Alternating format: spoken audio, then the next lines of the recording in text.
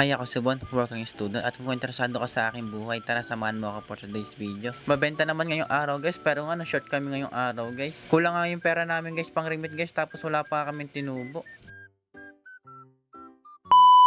Alas 4 na nga guys ay umalis kami ng bahay guys para mamili ng maisda tapos manok. Medyo tinanghali yung gising namin ngayong araw guys, pero ayos nga lang yan.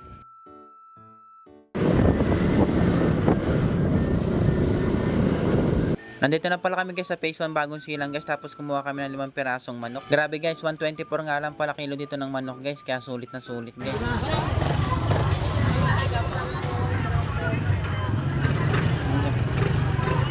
Kumuha na rin pala kami guys ng isda guys na galunggong. 6 na kilo nga lang pala yung kinuha namin ng galunggong guys, maganda naman siya kaya solid. Tapos kumuha rin pala guys ng yellowfin, 8 piraso. Saglit lang kami dito guys sa phase 1 guys, tapos umuwi na rin kami. Guys, pauwi na kami. Nakakuha na kami ng isda sa manok. Let's go! Tanghali na rin. Pagkarating namin guys, namili na si Frank na mga gulay guys, tapos i-display niya na sa kariton. Naka-display na rin yung mga manok natin guys, tapos mga isda natin. Saktuhan lang tayo yung ginawa namin isda guys, para mabilis maubos nga. Tapos yung manok naman guys, 5 peraso. Mabilis na maubos yan guys, kasi mura lang bibigay namin. Yung mga gulay nga pala ngayon guys, yung pagkamahalan nga. Ayan nga mga gulay guys, umabot ng 2,200 yung bill ko. At sana nga guys, makaubos kami ngayong araw guys, para solid. Ay, salis na kami. Ayan. Madami kaming paninda ngayon. Sana maubos. No. Nandito na pala kami sa Saint Cecilia guys. Ang bumili sa amin si nanay guys, 1 pirasong manok. Kumuha sa amin guys si nanay guys sa 1 pirasong manok, tapos pinag-chop-chop na rin sa akin. Yung gantong kalaking manok nga pala guys ay umabot nga lang to ng 223. Isang salamat kayo, Nay. Nagiwan na rin pala guys ng 2 pirasong yellowfin guys para may display namin dito sa batya namin. May naghahanap din kasi na masuki namin guys na naka-slice na yellowfin guys, kaya ito hiniwa ko nga. Si nanay naman dito guys ay kumuha nga ng gulay guys, tapos marikado at yellowfin. Yung slice na yellowfin nga kinuha ni nanay dyan guys. Yung suki naman namin dito guys ay kumuha ng baboy guys, tapos isda at gulay. Gulay, isda, manok, baboy. Gulay, isda. Si Suki naman guys ay kumuha ng baboy tapos mga gulay pang sigang daw ni ate.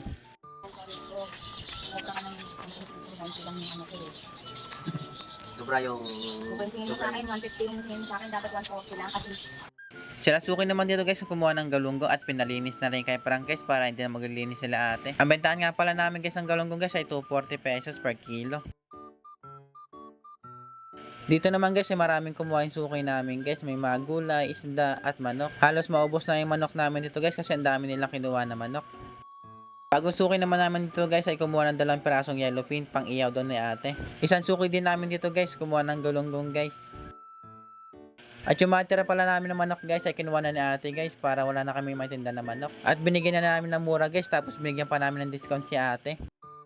Pauwi na kami dito guys, tapos sumabol yung suki namin dito na kumuha ng galunggong at gulay. Naubos naman yung manok at baboy namin guys, pero natirahan kami ng isda. Yung ibang isda guys ay uulam namin, tapos yung iba naman ay bebenta namin sa kapitbahay namin. 2 kilo nga pala may yung natira namin galunggong guys, tapos 2 pirasong yellowfin. Tapos yung mga naka-slice na yellowfin guys ay uulam na lang namin yan.